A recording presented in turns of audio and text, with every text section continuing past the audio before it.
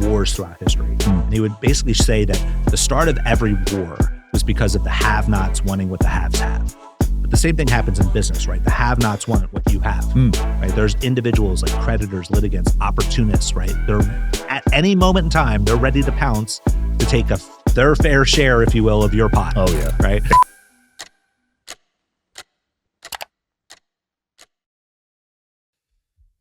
All right, guys, got Edward Collins here. We are in Las Vegas for Funnel Hacking Live. He will be speaking. Thanks for coming on, man. Absolutely. It's a pleasure. Absolutely. What are you going to talk about?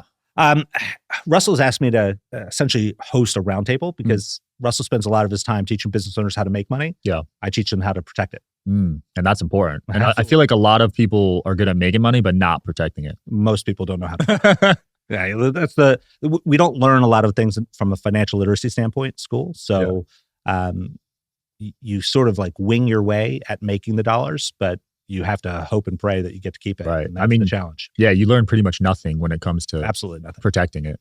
And I went to business school too for a little bit, and I don't remember a single topic or class about it. So, very valuable thing to know, right? I try. It's important when you look at life, right? It's like I talk about the things that are like really important to fight for. Like financial freedom is the most important freedom to fight for in life because it leads to all other freedoms. It leads to freedom of education, freedom of healthcare, freedom of mobility, freedom of security, and the freedom of choice. So if you're going to fight for anything, you want to become financially free. Yeah. But the problem is we're not set up to get that outcome, right? Like in school, they spend all of their time, effort, and energy just trying to teach you to memorize certain things to make you productive and manipulate it within society, right? Like you follow the rules so that you essentially can do the things that the society needs you to get done, but that's not necessarily what you would want to do if you had the choice. Right. The choice is about having actual freedom. Yeah. And the only thing that makes that possible is financial freedom. And you had to do a lot of school as a lawyer.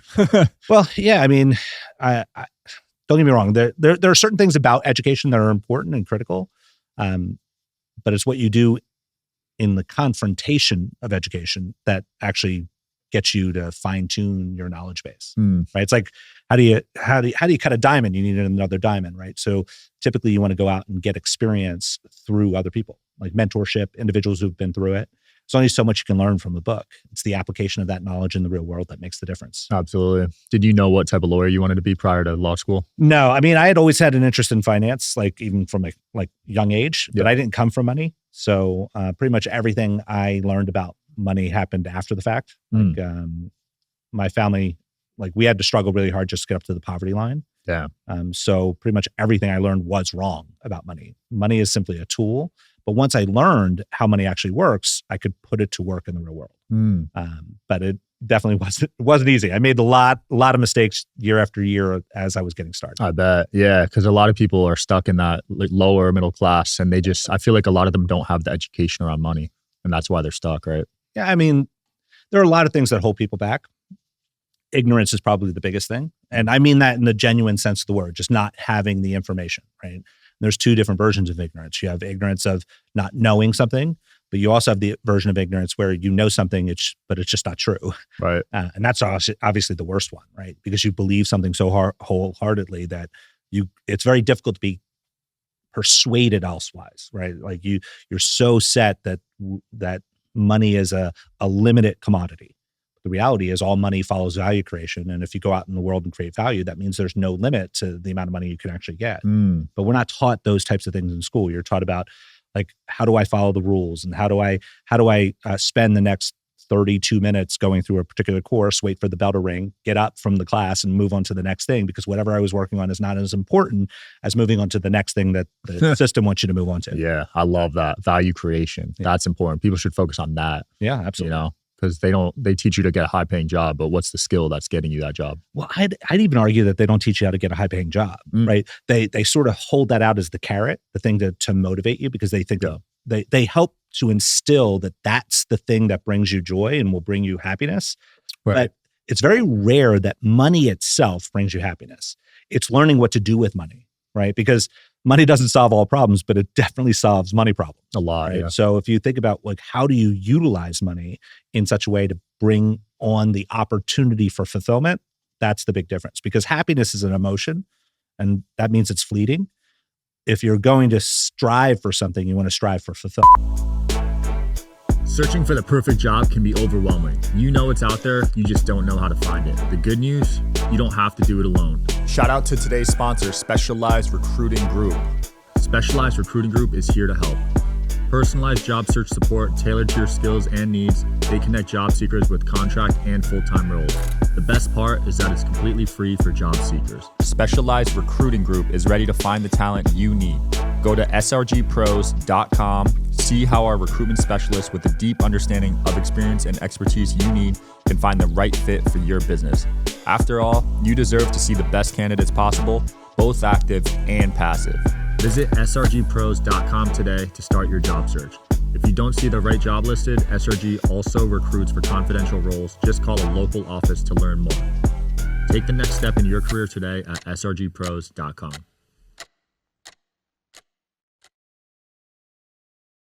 That sense of completeness. Agreed. When you wanted to become a lawyer, was that heavily due to money? It really wasn't. As a kid, I was sort of like inspired by the concepts of law, right? I had gotten involved in like mock trial in high school, and I just enjoyed that aspect of things, the whole debate concept of it.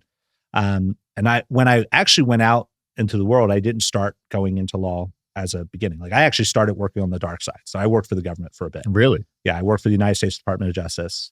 I got to see behind the curtain because I was misguided. I had believed that was what you would do as a citizen to really show your patriotism, right? Work for the government. But when I saw behind the scenes, behind the curtain, I learned that I actually hate the government. And like I say that, and some people will take me the wrong way when I say it, right? Because I genuinely mean it. I actually hate the government. I love America because I think America is the land of the free and it gives you the opportunity to actually excel. But that's not what government is. Government is a structured system that is not necessarily designed for the well-being of the one. It's oriented, and I'm not necessarily saying design, but oriented towards the well-being of the collective. But the challenge with that is it often leaves behind those who wish to excel, right? Because excel and collective don't really go together. Yeah. So if you sit back and you look at how the government is structured, there's so many opportunities for mismanagement, fraud, abuse, you name it, just general corruption. I mean, you're seeing it now with the USAID. Oh my goodness. Like everything that's being now brought to the light is, like I sit back, I was having a conversation with a bunch of business owners just recently. We were talking about just the nuance of the stuff that's coming out with what Doge is reporting. Again, a lot alleged at the moment, but even in the alleged state, it's now coming to light that there's been significant opportunities for mismanagement of resources. I can't understand why more business owners are not absolutely livid, right? Like if you think about the average business owner forks over 20 to 30% of every dollar that they make to the government. Yeah. With this belief, at least in the beginning, that those dollars are going to go for good works. But they're not in any way contemplating that it's going to go for some of the ridiculousness that's come to light as to where those dollars have been spent. And spent without necessarily any oversight. I mean, there's supposed to be oversight in the government, right? But where is it? Like, and where's the accountability? And that's what I think that once this starts to really flush out, I think that's where a lot of business owners specifically are going to sit back and say, well, why am I sending a single dollar to the IRS? Right. Right. And that's where I come in. Like I teach business owners how to essentially learn how to legally and ethically keep more of every dollar that's being made, because I genuinely believe that the entrepreneur is the one who actually changes the world. Like not the government. Not the government. Like think about it. Like if you had to rely on the government to fix a pothole or an entrepreneur to do it, who would you trust? Entrepreneur all day. 100%, right? Why? Because the entrepreneur is going to use their dollars the best they possibly can, the most efficiently and effectively to get the outcome, which is a paved road so they can sell their goods and services. Now, don't get me wrong. There are certain things the government does really well, should do really well, Yeah. like protecting our sovereignty. I think that is something the government should be responsible for. Protecting you and I as citizens, right? Protecting our lives, right? The government should be set up to do that. Protecting our property. But beyond that, now we get into a challenge, right? Because think about it. Like, imagine for a moment that you love chocolate and that I hate it, right? Don't get me wrong. I love chocolate. So I'm actually playing devil's advocate here. But you love chocolate. I hate chocolate. Why is it just in any sense of the word for you to take my money to give to someone else so they can have chocolate. Not just someone else who's not even in our country, so they can have chocolate. How's that just? Now, reality is, if you love chocolate that much and you want that to happen, there are mechanisms where you personally can make it happen. The government doesn't have to step in to take my money to make it happen. Right. You as an individual can say, let's go to a charity that provides chocolate to other individuals. Or you can set up your own charity, right? There's mechanisms by which people can accomplish the nuanced goals and objectives they have. I just don't think it's right for the government to force me to do it. Yeah, I'd rather send money to charity than the IRS. Absolutely. I mean, that's actually doing some great things for people. Well, depending on the charity, right? There's mismanagement everywhere, but Yeah. at least with a charity, there's much more transparency opportunity. Like they can't even account for the billions of dollars that have gone to undisclosed recipients, right? Like think about that. Like the government. I was watching this interview. I don't remember who it was, but it was just recent where they were talking about spending under the Pentagon, right? Yeah. And they were, the person being interviewed was essentially arguing that just the fact that they have not passed an audit does not necessarily mean that there's fraud, waste, and abuse that has occurred. But that's absolutely the case. Like if you can't tell where a dollar has gone, how's anyone expected to believe that it wasn't utilized in ways that shouldn't have been utilized? Right. If you can't just follow the money, that's a problem. And that's not a small amount of money. We're talking about billions of dollars. Like, again, a lot of people don't have context because it's very hard to put those numbers into something that's like reasonable. So the way I try to do it with the business owners that I mentor is I try to put it in a context you can understand. Like, as an example, how many dollars would you have if 1 million seconds had passed and you got $1 for every second? 1 million. Right? You'd have $1 million, right? But how long would it take you to get to that million? How long would it take you to get to $1 million if you got $1 per second? It's tough because then you got to calculate it, right? About 12 days. 12 days? Yeah. Okay. How long would it take you to get $1 billion if you got $1 per second? That'd be 12 times, 100? About 32 years. 32 years. Right? That's the difference between $1 million and $1 billion. And $1 trillion would take you 32,000 years to get to $1 trillion. And our government, I mean, we spend on average about $7 trillion a year. Holy crap. Right? As just a function. And we collect about $5 trillion of taxes. So we borrow the rest, right? But every dollar that the government spends is taxation. Like every dollar it spends, because government doesn't make money. It takes money and redistributes it. And I have big problems with how it chooses to redistribute most of the time. Yeah. Right? That's my personal opinion. But the reality is that's what they engage in. But every dollar they spend is a taxed dollar. Now you may say, well, Edward, didn't you just say we only raise $5 trillion, but we spend $7, so that the other $2 is not taxes? Well, it is, because that borrowed dollar creates inflation. And inflation is a tax, right? It's just one that hasn't been voted on. That happens via policy. These are the things that get me fired up. So. Yeah, no, that's fascinating. So basically, if we're collecting $5 trillion a year with the IRS and Trump's saying he wants to remove the IRS. Yeah, I don't think it's actually going to happen that way. I love where he's going with it, but the reality is, in order to accomplish something like that, you'd have to get enough buy-in from the legislative branch in order to eliminate that agency, right? And I just don't think that there's enough momentum currently within the political landscape to make that happen. But I love where he's going with it, because it's sort of like the art of the deal, right? You state something that's so drastically disruptive. Anything short of that is still beneficial, right? But looks really good comparatively speaking. Like think about like the issues with the tariffs as of late, right? So let's tariff Canada, let's tariff Mexico. Now, is the reality that that tariff is going to come to fruition? Well, no. I mean, we have already seen it. It's on pause now for another 30 days. Why? Because that is a dramatic, disruptive type of concept, whereas the things that happen now just short of that look really good in comparison, but are much more likely to happen. Yeah. It inspires the conversation to get to an actual result. So saying that we're going to eliminate the IRS is extremely dramatically disruptive, but it could lead to us making major reform, which is already starting to come out. Like Trump has announced his policies with regard to what he would love to happen with regard to the tax code. Obviously, a lot of stuff has not even gone into committee yet to discuss, but the things he's looking for, like no taxation on tips, no taxation on overtime, Let's get rid of some of the high level loopholes that some billionaires are utilizing exclusively. And those are very much manageable. Let's grandfather in, or at least redeem, if you will, the cuts that happened under his first administration. Let's make them permanent. Like all of those things are short of eliminate the IRS, very doable with regard to the existing legislative branch, and are still really good, right? They're stimulative, and it actually has a benefit to the middle portion of our American ecosystem, right? So if you look at middle America with regard to the middle class environment, all of those types of reforms, quote unquote reforms, and revisions to the code would actually be stimulative to that segment. But media, at least traditional media, tends to focus on the hyperbole that happens.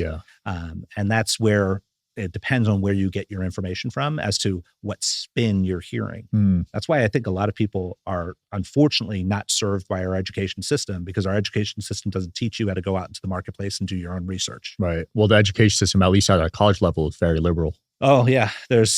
Well, liberal is just one aspect of it. But I think, again, it's not aimed at trying to teach you to be independent from a thinking standpoint. Right. It's teaching you how to memorize so that you can answer the questions through the design with which they want you to answer the question. Don't get me wrong, it's very interesting to learn the Pythagorean theorem, right? But how often are you going to actually apply that in your real life? Yeah. But here's something to contrast it with. Like, think about it. Like every person in the United States that earns money at some point in time is going to be required to file a tax return, right? Like if you earn money, you have to file a tax return. Why don't they teach you how to file your taxes in school? They don't. But why not? Like that's something you're required to do. Not everyone's going to be required to solve a theorem, right? But you're going to have to file your taxes. So that just goes to show you the difference of the challenges that exist within our ecosystem that is education, that doesn't really teach people how to be independent, how to be to not just survive in life, but to thrive through it. Yeah.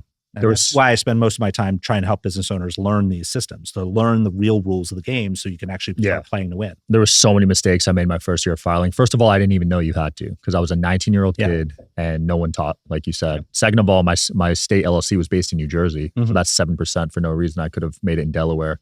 And third of all, I already spent most of the money. So pretty much all the money I left went to the IRS. Well, from a structural standpoint, there is a difference between understanding your legal structure and your tax situation, right? Because those are two different things. A lot of people, like, again, I had a conversation with a business owner just a few weeks ago. They were talking to me. They said, Edward, I want to save money on taxes. So where should I open my LLC? Well, that is not the question, right? Like saving money on taxes has nothing to do with your legal structure. Your legal structure is about asset protection. Your tax regime is about how do you organize your business? How do you operate it? Where is it operating, right? Because if you live in New Jersey but open up a company in Delaware, that doesn't mean you escape the New Jersey income tax system, right? Because if you're operating out of your home office in New Jersey, you're still going to be liable for New Jersey taxes. Interesting. Right? So your structure and your tax environment are two different things. They are related and they should be contemplated together when you're designing something, but they are different decisions. Does that make sense? Yeah, it does. What if you have an office, like a virtual agent or whatever? Yeah, having a virtual office doesn't mean you're doing business actually at that virtual office location. Like you could set up a virtual office in Wyoming as an example. Yeah. Right. But that doesn't mean you're actually doing business in Wyoming. If you're operating out of your home office in Florida, you're doing business in Florida. And even if you register your business in Wyoming, it still has to then register as a foreign entity doing business in Florida. Yeah. Now, Florida doesn't have a Florida level income taxation, but New Jersey does. California does. Like there are a lot of states that are not necessarily tax friendly, but there are still ways to reduce your tax burden, right? Legally, right? There are legal and ethical methodologies by which you can keep more of every single dollar you make. It's just, again, these are not things that you're taught in school. In fact, a lot of accountants don't even follow these precepts because most accountants are taught to be compliance experts, which is essentially a glorified historian. They spend most of their time, their effort, and their energy just trying to figure out how to best tell the IRS what already happened. It's a yesterday job. Yeah. Tax strategy is about what do I do next week, next month, next quarter to ensure that next year my tax burden is lowered. It's a process, right? It's a methodology by which you're proactive. But again, most of the supposed professionals that are out and about in the ecosystem, they're not even doing it themselves. Right. That's where I get into a lot of battles with most like most of my social media commentary is me talking really reacting to the financial commentary that others are making, right? Like one of the viewers will send my team a post. My team will put it on a phone. They'll hit record on the camera. I'll hit play. They'll record me watching it for the first time. And then I put the phone down and I just react. And I talk about whether or not what I just watched was legitimate or not legitimate. Is this something you should follow or shouldn't follow? And regardless, how can I add value to what was just being shared? Right. Because and that's how you blew up. About financial literacy. Yeah, you gained 1 million followers in 10 months that way, right? Yeah, I mean, we went from a little less than 6,000 followers in April of 2023 to we're about 3.2 million followers. Holy crap. All organic. Wow. Yeah, I saw you on Russell's show and you were at 1 million, but that was a year ago. Yeah. So you grew another 2 mil since. Yeah. So across all of our socials. So we're on Instagram, we're like 1.2 million. On Facebook, about 1 million. On TikTok, about 600,000. Nice. YouTube is our newest channel where we just passed 116,000, I think. Let's go. Got the silver plaque coming. Yeah. Well, yeah, it just came in. Oh, yeah? So it's interesting. That's a big one. But so here's the thing. All of that is a vanity metric. So that doesn't really matter to me. What really matters to me is the amount of people who actually put into practice the things that I share. Like, because it's more important not just to get information, right? Because information leads to education. But education by itself doesn't lead to transformation. Facts. The only thing that leads to transformation is taking action. Like you have to act on the information you get in order to get outcome, right? All outcome requires action first. And that's what I focus on. That's why like we've created like private community. We've created opportunity for actual mentorship programs, coaching programs. Like that's our methodology by which we actually help business owners actually transform their life, right? Yeah. Because transformation is what people really want. Right? You want outcome. It's not enough to just sit back and like go through a course or read a book. Like, how do you put it into practice? Yeah. It's not just what to do, but how to do it. That's what matters. Do you find a lot of misinformation videos in your space on social media? A lot. Because I see some wild ones about like infinite banking, about trusts. Yeah. I mean, there's a lot of individuals who know sound bites, right? But the problem is if you just get into understanding how the things really work, you recognize that they don't really know what they're talking about. Like the biggest commentary that happens like towards the end of the year, you'll see a ton of social media influencers talking about like buy a G-Wagon. Right, the tax write-off. Section 179 deductions. Well, in reality, it's two different sections of the code, right? 179 and 168K, right? There's two different sections that have to be used for that. The other thing is, why spend $1 simply to get 30 cents in savings? Like that's not smart. Like that's not a prudent approach. Like I never want a business owner to spend $1 to get 30 cents in savings unless that dollar would have been spent otherwise. Like you would have spent it either way. Well, then yes, let's obviously capture as much deductions as we possibly can. Let's make it the most productive utilization of the dollar. Right. But you don't just spend money to get a deduction. That seems to me very, very silly. Then you have a lot of social media influencers talking about how to essentially get credit and use credit hacking as a business. Yeah. Right. That's not a business. Like borrowing money through credit cards to go out and buy the car of your dreams, that's not actually prudent at all, right? In fact, that's probably fraud. There's a variety of things that happen on social media that you should definitely not listen to. And in fact, you shouldn't listen to my stuff too, right? Like everything I share, you should question. Everything anyone shares, you should question. Ask lots of questions. Ask, well, how would I apply it in my situation? How do I actually get the outcomes that you're espousing by actually putting into practice X, Y, or Z? Yeah. Right? That should be the process of actually getting the outcome. Yeah. I love that framework. Whenever I'm making an important decision, I get multiple opinions. I don't get one opinion. Yeah. Well, getting one opinion is a way to essentially lock into an opportunity for a mistake. Right. Right. Because if you only have one path to follow, if that path is littered with potholes, then after a rain, you're going to have a lot of wet shoes. Right. So at the end of the day, having multiple paths to go down and having someone to guide you through it, that's the best course, right? Yeah. Find a mentor who's actually achieved the outcome that you wish to have, then reverse engineer the steps to get there. Because again, the fastest path to that shortcut is someone who has been there and can point out the things to avoid along that journey. 100%. Have you ever reacted to a video, went viral, and then the guy hit you up asking to debate or something? Yeah, we've had a couple of that. Not debate. Usually it's like protest in the form of, that's not what I meant, right? Well, again, my reactions are always authentic. Like I don't see this stuff in advance. And then we don't source the videos. Like all of our community sends videos in, and whatever has the most videos is what we'll react to. Like most submissions, I should say. So from time to time, we'll get someone reaching back saying, well, that's not what I actually meant. And that's perfectly fine. My commentary is never against the person. It's about what's being shared. I love it. Because I've made thousands upon thousands of mistakes in my life. So I never want to attack the individual, but the information that's being shared should be challenged if it's inaccurate. And what I try to do is I try to point out where the inaccuracies occur and how someone could actually improve their situation. Like, what should you be doing or should you be considering with regard to the outcome? Yeah. Giving financial advice is all over social media, man. It's dangerous. It is. I mean, and again, the algorithm is going to send you the information that you've been interested in. So someone who's only like looking at like knitting content, I could not necessarily see about deducting a G-Wagon, but depending on what your personal interests are, you'll get shown commentary and content that is aimed in that direction. But the real challenge is being able to filter through the junk and get the actual value. Yeah. Well, some of them go mega viral. When Grant Cardone bought the jet, I mean, that was everywhere. Yeah. I'm sure you got sent that one, right? Yeah. I mean, again, can you get significant deductions from the purchase of business equipment? Absolutely. Is that the most productive use of most people's dollars? Probably not. Yeah, unless you were already going to buy a jet. Yeah, if you were already going to buy a jet, well then, we want to maximize what is the best opportunity. I was talking with another business owner who's about to buy a jet. We were talking about the different opportunities, whether it's buying a jet as a whole jet, buying a fractional share, buying a jet card. I mean, there's different aspects of that. And they all have different impact to your actual tax code, right? to your taxes, to your tax return. And when you look at making the best choice, it's going to be dependent upon what's actually going on in your life. Like what one person does is not necessarily what the next person should do, right? In order to get the best outcome. Yep. When Trump released his tax returns the first time he was running for president and it said $0, how shocked were you? Not at all. I mean, when you have money, you can afford the best advisors, right?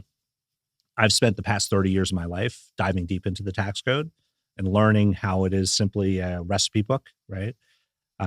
And understanding that it's an incentive system, right? A lot of people think of the tax code as an ability for the government to raise revenue. But we just talked about the fact that it doesn't even raise enough revenue for the amount of money we spend. Right. So the real reason behind the tax code is to incentivize you to do certain things and not do other things.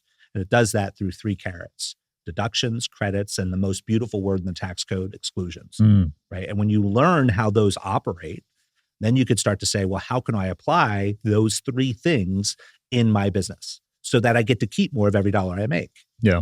Now, you have to marry that approach with understanding what are your long-term objectives. Because in year 1, your objective may be, I just want to keep more of every single dollar so that I can stockpile dollars. I call that storage of capital, because I'm eventually going to buy, let's say, investment real estate as an example. So in year 2, I have to plan ahead, because in year 2, I may be looking at getting financing. So I may not be in a position where I can necessarily drive my income down to close to 0, because I want to be able to prove to a lender that I have revenue upon which they'll lend me money. So I have to marry different strategies at different stages of my objectives. Yeah. Right. And that's where a lot of people make major issues. I was talking with someone actually last year around the same time at Funnel Hacking Live. I was in a group of business owners, and I can't remember her name, but I can remember her talking like in the group saying about the fact that she was denied. She was trying to buy a multifamily property, but the bank denied her loan application. She was making a lot of money, but on paper, she wasn't showing any of it, because she had utilized different strategies to drive her revenue really, really low, and the bank denied her, which is understandable. Now, in her situation, what I shared with her is that there are different types of loans, right? There are loans that are traditional in nature, but there are also loans that are a little bit more on the creative side of the spectrum. Yeah. For instance, statement loans, which are oriented more along the lines of you provide the bank with 12 to 24 months of your bank statements, and that's what they're really leveraging, not your tax return. So looking at your bank statements to show what is your reasonable net cash flow that could potentially be available to support debt reservice, right? Debt servicing. And that was an alternative for her. But for that, the other strategy would be to really change what you're doing year after year based on what your ultimate objectives are.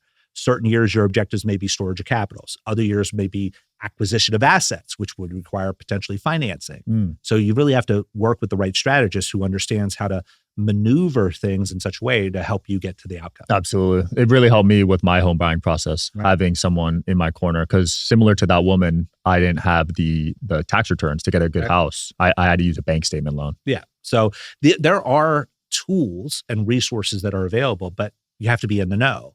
And when you have financial wherewithal, you have the ability to hire the experts who actually are in the know. Like you personally don't have to necessarily become the expert, but you have to know enough to be able to hire the expert. You have to have the financial wherewithal to be able to hire the expert. And sometimes you have to stretch. Like sometimes you may not be necessarily in a position right now to hire the best possible person that could help you, but maybe you can hire the next best. And even then it may be a stretch, but then you have to ask yourself, well, what is the best use of my capital today? Is it to get the best possible advice that I could start applying today? Because the compound effect of that over the next 10 years is dramatically better than waiting another year, waiting another 2 years before you could quote unquote afford it. Oh, I had to stretch, believe me. Right?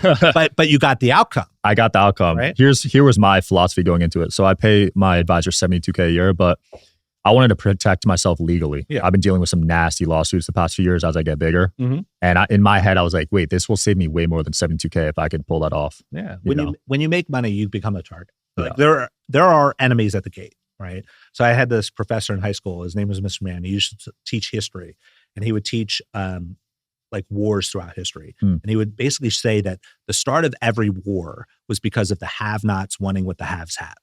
But the same thing happens in business, right? The have-nots want what you have, right? There's individuals like creditors, litigants, opportunists, right? They're at any moment in time, they're ready to pounce to take their fair share, if you will, of your pie. Oh yeah. Right. They weren't hitting me up when I was broke. No.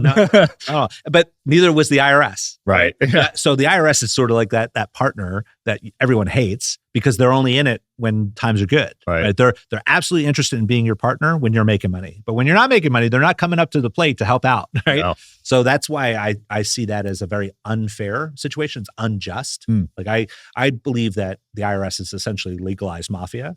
Right. And taxation is not theft, it's extortion because the IRS has guns. Right? There's consequences. Now they do, yeah. Yeah. Consequences to not doing what you're quote unquote supposed to do.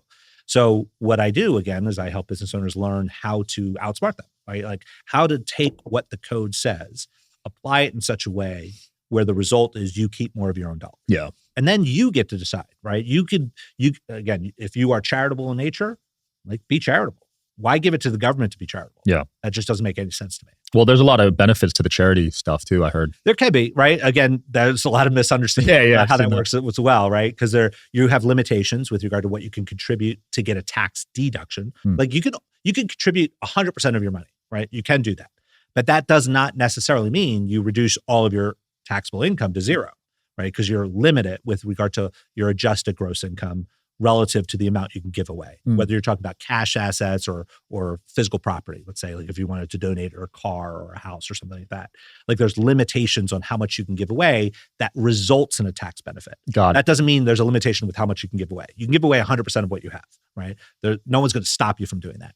But if you want the tax benefit of giving it away, well, then there are limitations.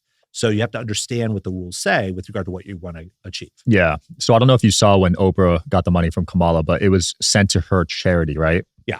Was that because she wanted to keep more, or how does that work? So again, there's a lot of things that the ultra wealthy will do with charitable entities that don't necessarily result in immediate charitable benefit. Like, so as an example, you can create a foundation and you're only required to give away 5% of that foundation's assets in a given year. So if you donated $100,000 to the foundation, you essentially only have to spend from that foundation in a charitable way $5,000 of those dollars. Right? That's the limitation.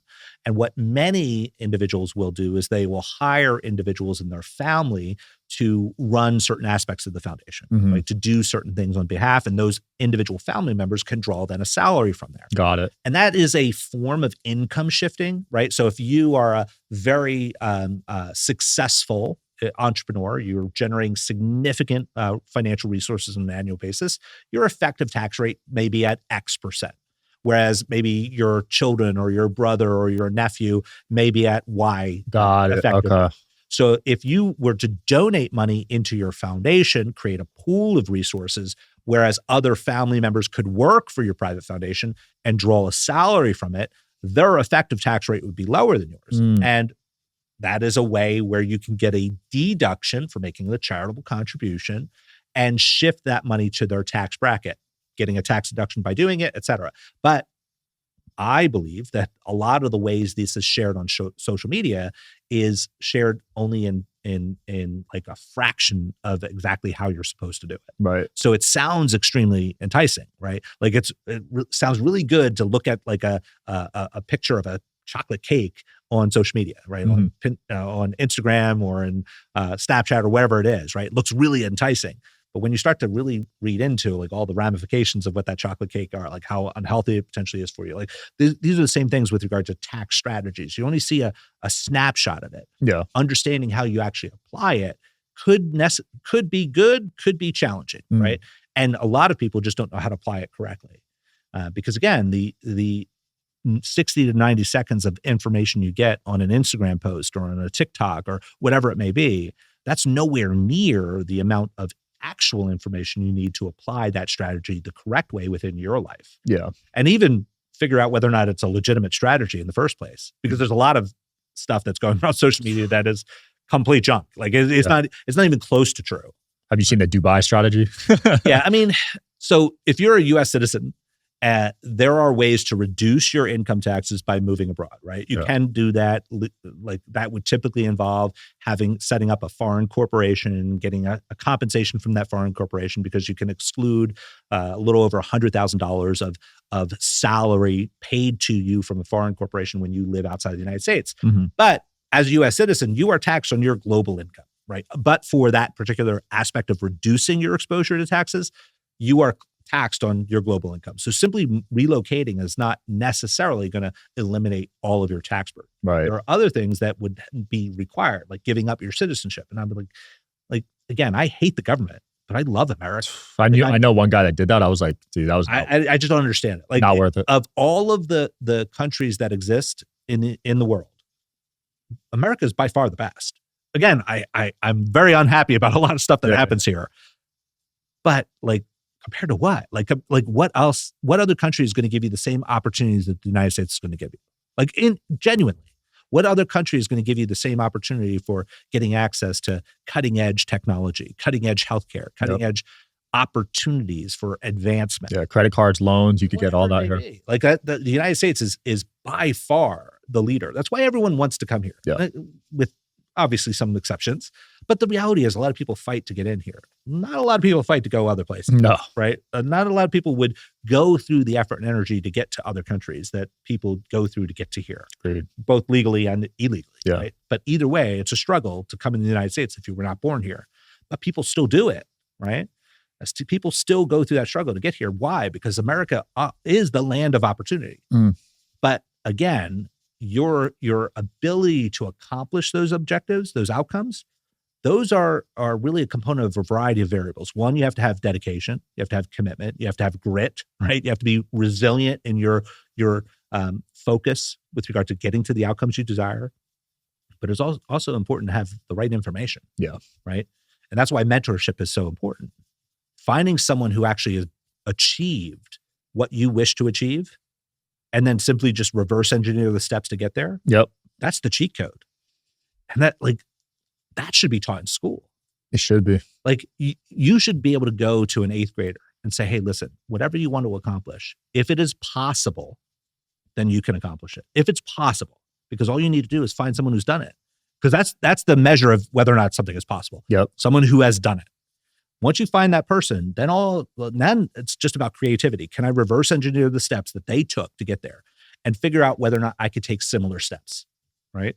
Now, it is possible to become an NBA star. It's possible. A lot of people do it. But there's also a lot of things that required for me physically to be able to have that happen. I'm not going to be an NBA star. You could be. You're like 19 feet tall. Yeah. But at the end of the day, it's both aptitude and opportunity. Right. But here's the funny thing about opportunity. It's always around you. It's just most people aren't looking for it. Hmm. Like think about it. Like, I was talking with, I can't remember who this was. I was with another group of people and we were talking about like seeing opportunities as they arise. Yeah. And we were talking about the analogy I gave is I asked them, how many people did you see wearing a baseball hat coming into the event today? And like only a couple hands went up. Like I saw like 3 people, I saw 4 people. I said, well, what if I would have called you yesterday and I would have told you for every person you saw wearing a hat, I would give you $100.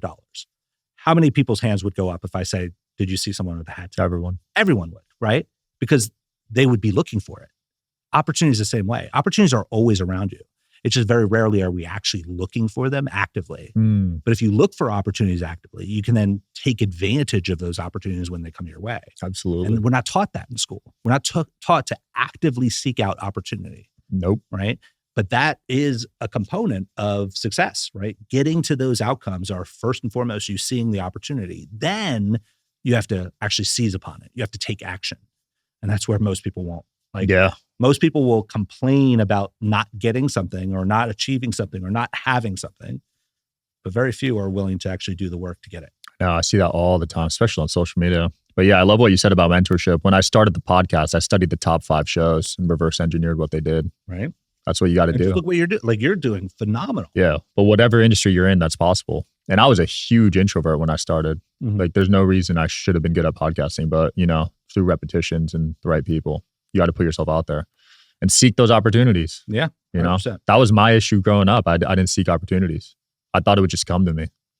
I'd be curious to have you ever polled your audience to ask them what are the things that they think from a perception standpoint are holding them back versus the things that are actually holding them back? No, I should do that. That'd be interesting. Because I think a lot of people will push on to external forces, things that are holding them back. Yeah, like the reality is themselves.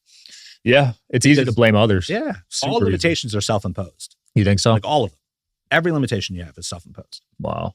Because think about it, like even someone with debilitating physical ailments, right? There are examples of those individuals excelling. Stephen Hawking. Think about it. Like every single thing that you perceive as a limitation is a perception, right? And if you just choose to operate in a different discourse with yourself, you can get different outcomes. Yeah, mind is powerful. Yeah. Yeah, people underestimate the power of the mind. There is this growing movement, I forgot to ask this earlier, about a flat tax. Have you seen this? Yeah, I mean,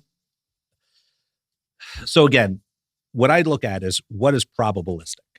I don't think there's enough momentum in the legislative body to make that an outcome. There's a lot of reasons for that. I think a lot of them are not necessarily good reasons because when there is this ecosystem, the way the tax code is now, the government has a pretty interesting way that it can inspire certain outcomes, right? On a flat tax environment, it's hard to motivate people to do X, Y, or Z. But if I say, okay, as a government, we're not good at creating housing for people. So let's create a system where we'll reward real estate investors, right? How do we do that? Well, we create this system of depreciation. And not just that, accelerated depreciation. So that a real estate investor can get a significant tax benefit by essentially creating housing opportunities for others. And that's the way the government incentivizes real estate investment. It's very hard to do that on a flat tax environment because you get rid of all of those opportunities for benefits in the form of incentives through deductions, credits, and exclusions. Yeah. So I just don't think that there's enough momentum legislatively for that outcome to actually come to fruition. I love the concept because that brings a sense of, I hesitate to say the word, but fairness within the tax code, right? Because again, fair is such a subjective word. Yeah. So I don't like using it, but it's probably the most accurate way to depict what a flat tax would look like because everyone is treated essentially the same relatively from a percentage standpoint. Now you can have some nuance, right? You could say at a certain income threshold, maybe it's a little bit higher of an uptick, and at a certain income threshold below that, there's zero taxation, right? You could create a parameter that's like that. But again, that doesn't necessarily go as far as what I think the government wants to go with regard to creating opportunities for them to craft within the code incentivization systems to get you to do certain things or not do certain things. Do you believe the code should be simplified, shortened? I definitely think it should be. I just don't think it will. It's so long, I know. I mean, you have thousands and thousands of pages that go into the tax code, not to mention like all of the other ancillary things, right? So this is another area where people just don't understand it. There's the law, right? So that's what the Congress actually creates, which is the law around taxation. Then an agency in the form of the Internal Revenue Service, right, codifies that law into regulation. That's the tax code. That's not law, that's the code. Then on top of that are things like court cases, private letter rulings, notices, all of those sorts of things. That collective body of information is what we colloquially reference as tax law. Wow. Right? But it's all of that stuff. And you're talking about tens of thousands of pages of information that someone would have to sift through in order to understand it. Jeez. Now, the majority of that, what I just talked about, the majority of that is oriented towards business ownership. Why? Because the government understands that the real driver of everything that happens is business, right? So if you look at the majority of the tax code, it's oriented towards business ownership. Real estate, when done correctly, is business. That's a component of it. So if you learn to read the tax code through that lens, then you could start to reorient your thinking and your mindset around how can I leverage this to get positive outcomes for me. Now, a lot of people have problems with that. Like, I'm an unapologetic capitalist. Right? I'm going to do what's best for me first, because it's just like when you're on a plane, you put your own oxygen mask on before helping another. Why? Because if you are not financially free, it's hard for you to help the others around you. Yep. But when you are financially free, everyone around you benefits. Your family benefits, your employees benefit, your customers benefit, your community benefits, right? Entrepreneurism is the best way to change society for the better. So that's why I focus so much of my effort and energy trying to teach entrepreneurs how to be amazing stewards of their wealth. Because again, I don't trust the government. I just don't think they're coming to save us. I don't care who's in office. Doesn't matter. Yeah. They're not. You used to work in it. I used to work in it. I saw behind the scenes. I saw the corruption that exists there. So if you really want to change society for the better, like, entrepreneurism is the way. Yeah. Like, if you can learn how to be an amazing steward of your wealth, the outcomes that you get are amazing. Absolutely. Edward, it's been a pleasure, man. Where can people potentially become a client of yours? Well, we actually have an opportunity for people to jump in. I would say just go into our Instagram first and foremost, DM me the word apply. My team would send you information on whether or not we would be a fit, because I'm not a fit for everyone. I have very strong opinions on a lot of things, and I'm not ashamed to share them. But yeah, just jump into our Instagram, @EdwardCollins_uplevel. DM me the word apply, and my team will send you an application to see whether or not we'd be a fit. Perfect. We'll link below. Thanks for coming on, man. 100%. Yeah, good luck at FHL. See you guys next time.